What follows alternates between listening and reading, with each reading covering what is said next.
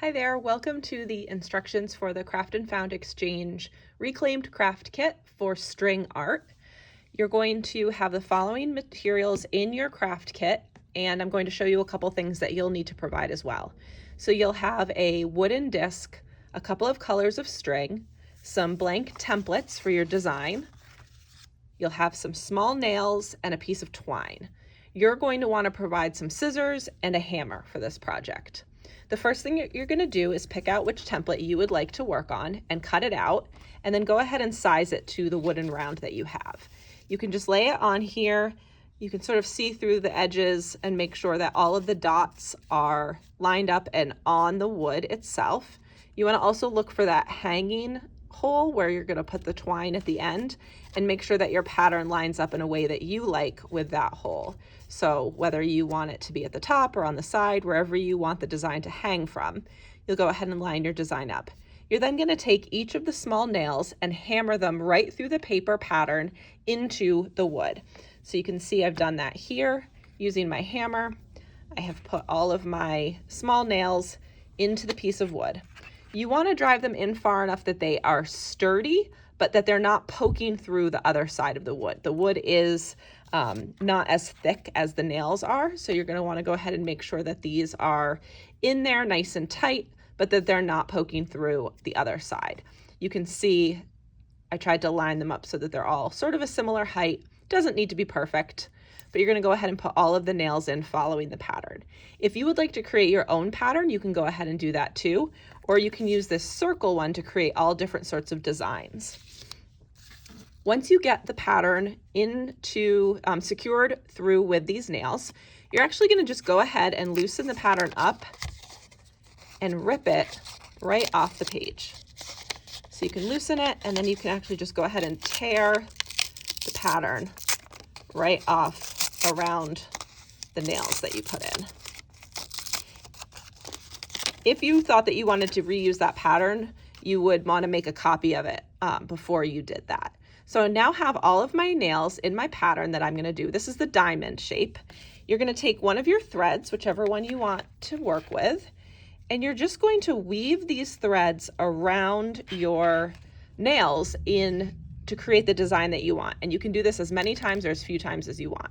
I should mention, if you would prefer to work with thumbtacks on this project, you can use thumbtacks in place of the nails. They go into the wood a little bit easier. They're a little easier to press in. Sometimes if you're doing this with kids, they prefer to use the thumbtacks. They're just a little easier.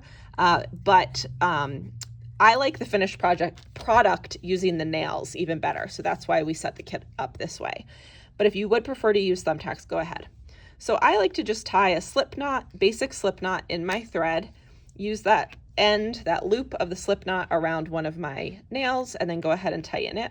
I've left myself a little bit of a tail here so that I can tie the work at the end, but I've tightened that slip knot around that nail. Now I'm just going to go ahead and follow this pattern in whatever shape I want it to be. So anytime you have a curve, you're going to want to move the thread to the other side of the curve. So rather than following it this way across, I'm going to move this thread to this side. I'm going to follow it around, and then you can loop it. And it's really up to you what sort of pattern you want to take with this and how you want to design the final product of what you're making. You're going to just loop your thread around in whatever shape and design speaks to you. There really aren't any rules here with this. This project is really fun with kids because they sort of get to invent their own design and how they want to do this. So you're just going to go around. I like to outline my design first so that I sort of know the general shape that I'm working with. But then you can go back in, and the fun part comes from actually zigzagging around these nails to create a totally unique pattern, whatever you want yours to look like.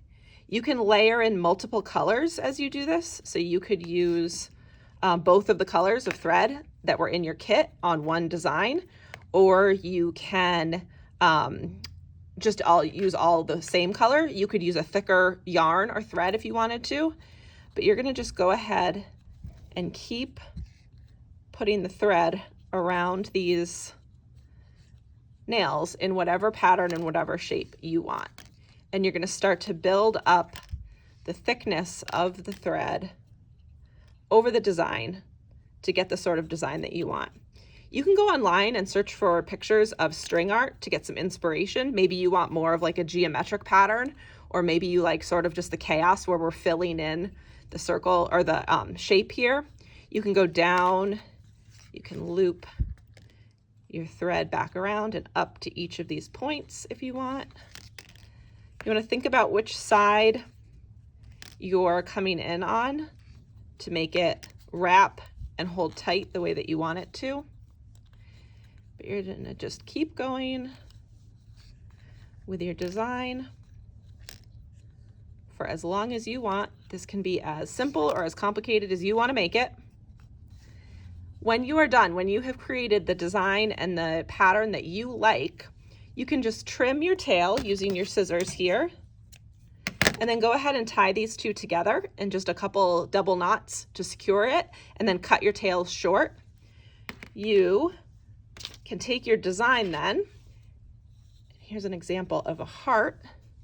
So I did this heart in kind of a stripe pattern. You're going to take your twine and use the twine to secure the loop at the top to display your finished piece. So this is actually the same one that I was working on before. I went ahead and made this one double-sided. If you make a double-sided one, you do want to make sure that you are putting these nails in so that they are definitely not poking through the other side. But you can really play with lots of different designs and shapes on here. You can use those templates for a circle one. This is a great one to look at examples of online. Your string can go back and forth just along the edges and make these really incredible web pattern shapes. So go ahead and check those out. I'll try to post some pictures of a circle one that we did here, but I'm just gonna finish mine off. I like to fold my twine in half, just make a simple loop, put that loop through the hole in the wood, just tie a simple lark's head knot, which is where you take your tails, you pass them through the loop, pull everything tight, and then you can just hang this.